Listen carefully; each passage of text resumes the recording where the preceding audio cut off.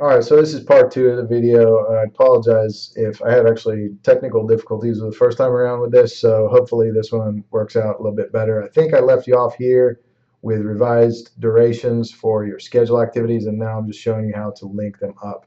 So again, one start, one finish to each project. The way I link activities up is by holding my cursor over the activity. So this milestone date right here, the project start, I'll get a cursor with 4 arrowheads, and I'll left click and drag that down to the next activity, and that effectively links those two things start to finish. I can change or modify the type of relationship if I want to. So this one I'm just going to link, click and drag, same way. It's a finish to start activity. Clear and grub, I'm actually going to say that takes 5 days, but I am going to link these two a little bit differently. So I'm going to drag over here, and if I want to change the nature of that relationship, I can just simply double click on the arrow. And instead, this one I'm going to put start to start, and I'm going to put, what is it, clear and grub and rough grading. I'm going to put a 2-day lag on that. And what that should do is give that one like starts 2 days supposedly after the start of the other one. Now you can see this gray area right here. That's a weekend. I am on a 5-day work week with this schedule. I do have a way of modifying that. I can go to 6 and 7-day work weeks if I want to. But for simplicity, I'm just going to use a 5-day work week here. Rough grading, I'm actually going to do start to start on that one because I'm not going to necessarily need to rough grade the entire site to be able to start with my slab on grade layout. So that one, I am actually going to double click on this one and go start to start on it.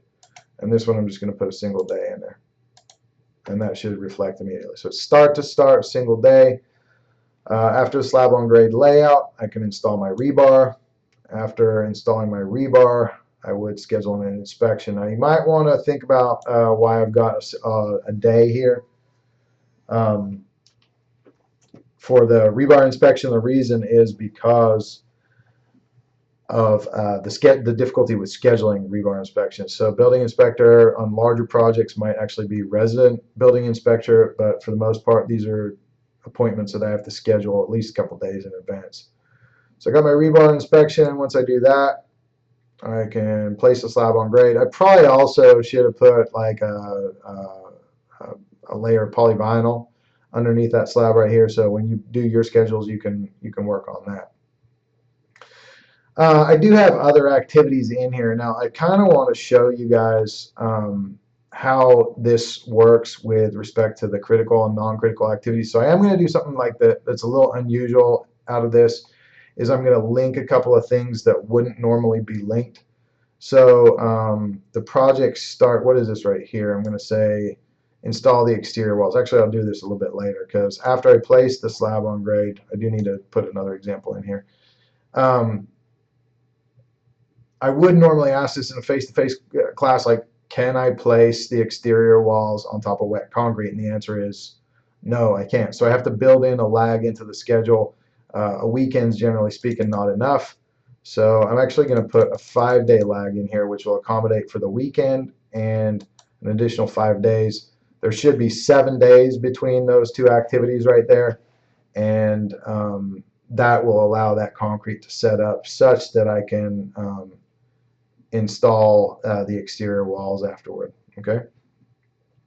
From the exterior walls, I'm going to install roof trusses.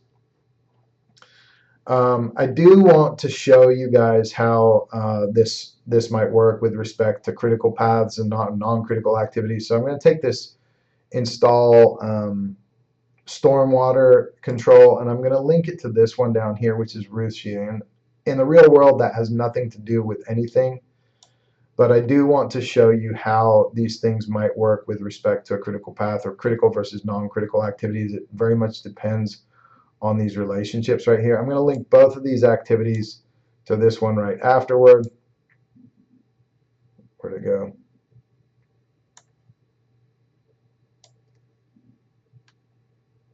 Oops, I don't think I did that right. So you're probably looking at like me extending that right there. So I do have a way of extending the duration of the activities just by pulling it in this direction. Like if I wanted that one to go longer, I could do that, but I don't right now. So I do have other ways of controlling this software other than just simply inputting the dates right here. You'll look at these predecessors right here.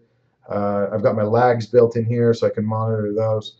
Now, really what I want to see is critical tasks. So I want to go under the Format tab and click Critical Tasks. And so far, now keep in mind these activities right here haven't been linked to anything. So that's why they're all blue and non-critical. That is also why you need a single start date and a single finish date. But what you're looking at right here in the logical relationships is that this path right here shows a tremendous amount of float. I think they're also calling float slack in this regard right here. So all these activities, if I wanted to check that line right there, I could identify the activities with a substantial amount of float.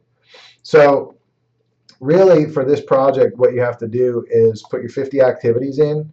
You should have multiple ways of going through this schedule. Now, I will tell you that these first 20 activities that I've got here, they're almost all of them end-to-end activities, which you don't really get into doing multiple things at the same time until you get inside the building.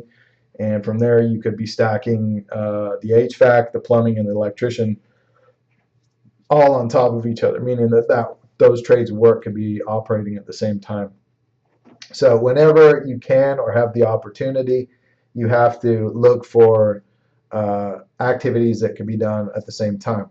I've separated the installation of exterior wall trusses and roof trusses. I don't really want to be setting roof trusses when there's people underneath. So that right there, there should be some kind of constraint built on that one so that I don't necessarily, I'm not lifting overhead while people are working underneath.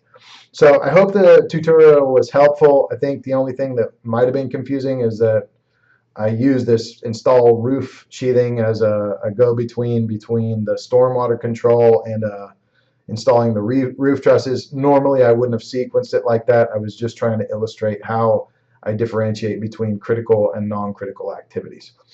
You do have one other challenge with Microsoft Project, and that's in saving it. So I think I saved this last time. I do have to go to my PC. Actually, I go to H drive. I think I saved this in a backup folder of mine. And again, I've saved this as the individual scheduling project _ my last name. Please give me a call if you got any questions. I hope the tutorial was helpful. Thank you.